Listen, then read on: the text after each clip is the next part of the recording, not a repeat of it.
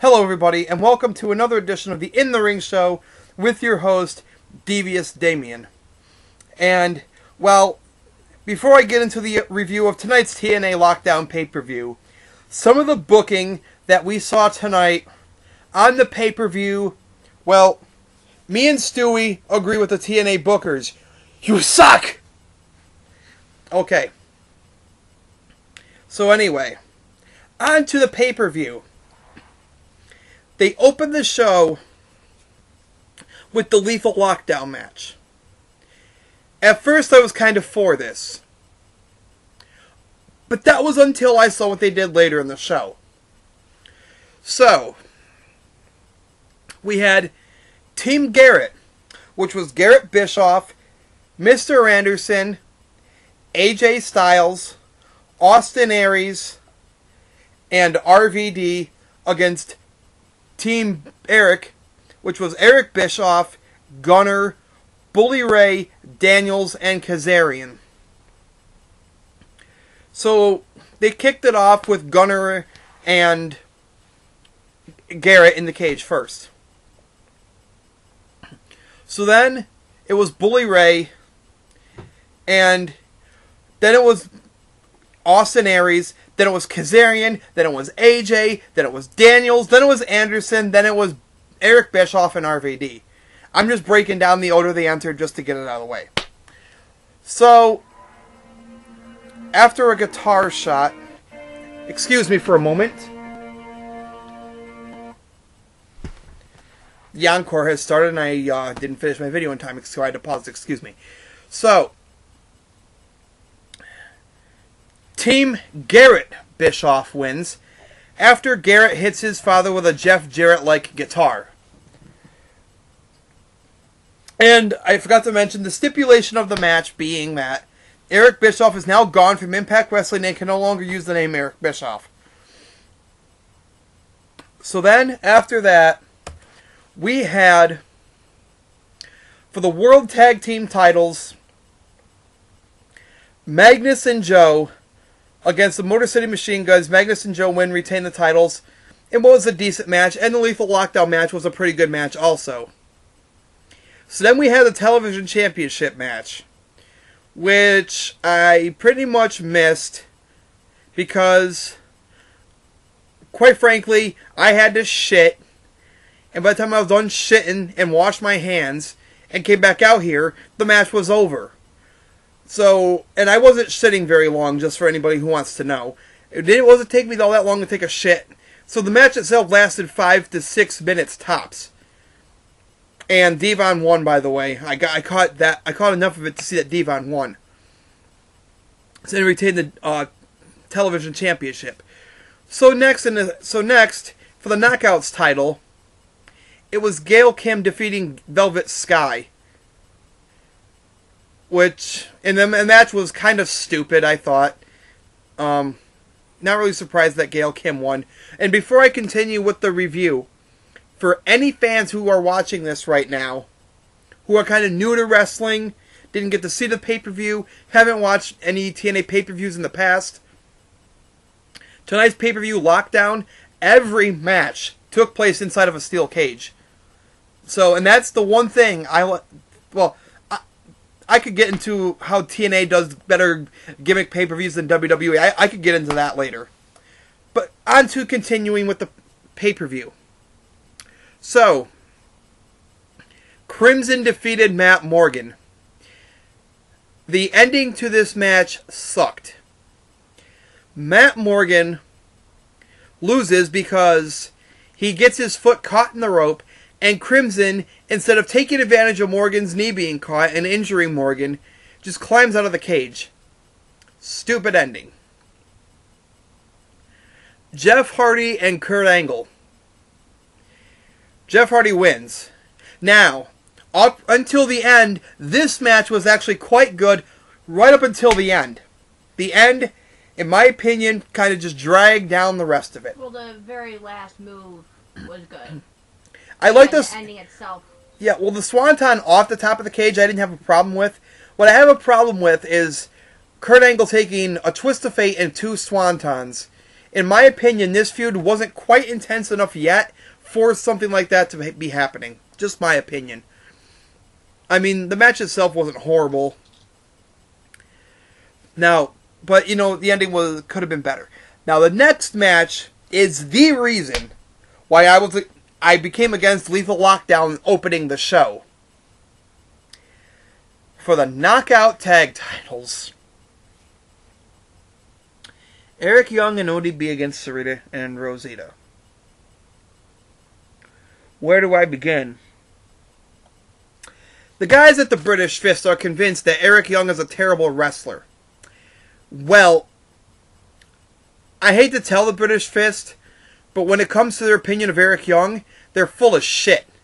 I don't dislike the guys. I do like their vlogs. I do like, you know, their little commentaries about wrestling. It's just some of their views I don't agree with. And when it comes to their view about Eric Young being a terrible wrestler, they're full of shit. Eric Young is a great wrestler, forced into a crappy gimmick, which happens to a lot of wrestlers, and it's a goddamn shame if you ask me. Eric Young and ODB retain the Knockout Tag Titles. Yay. Because I just cared so much about that match. So then, for the World Heavyweight title, Bobby Roode versus James Storm. Now the only thing I had against this was the whole video packages before the match. We saw enough of this shit on Impact the past few weeks. I watched some of the countdown show before the pay-per-view, saw it then too, so we kind of got satirized with these video packages. I figured we'd seen enough of them, just get the damn match out of the way. A good match, but once again, TNA, the booking of your matches, me and Stewie say, you suck! My problem isn't with the fact that you have Bobby Roode win the match so much. My problem is with the way you had him win. Because, forgive me if I'm wrong here, but I don't feel I am. But, isn't the point of the steel cage match to establish a clear-cut winner? Could somebody tell me, if I'm wrong, because last I knew, I thought that was the fucking point. Am I wrong? I don't think so. I always thought the steel cage match was supposed to provide the clear-cut winner. That was the point. And now, you know, the fluke ending, Bobby Roode winning just because he happened to be at the unlocked door and James Storm super kicked him out the door. And when it comes to cage matches, They need to stop with the fluke win bullshit. And they need to change the rules.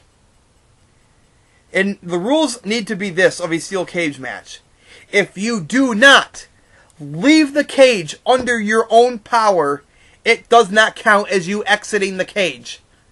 Period.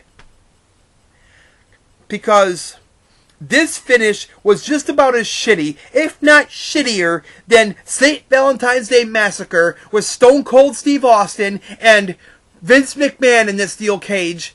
And Austin wins because the Big Show interferes and throws Austin through the damn cage. I mean, that's fucking retarded. And I know some of you Austin marks now are going to put on your little Austin 316 mark hats and you're going to say, yeah, you're a Stone Cold hater. That's why you hated the fact that he won. Kiss my ass if you think I'm a Stone Cold hater. Suck my dick, kiss my ass, and suck a fart out of my asshole, okay? Because, quite frankly, I'm not a Stone Cold hater. Stone Cold is one of my favorite wrestlers of all time. So go fuck yourself. What I have a problem with is the fact that cage matches end in flukes. As a matter of fact, hold on, I'm going to express my feelings about how I feel about fluke endings in cage matches. That's how I feel about them right there. A big fart just like that. And just like this fart, the endings stink. So anyway, But what didn't stink was the little jab that Taz took at Jerry Lawler tonight. I loved it. Nobody who wears a crown can ever get over. Loved it. Fucking awesome.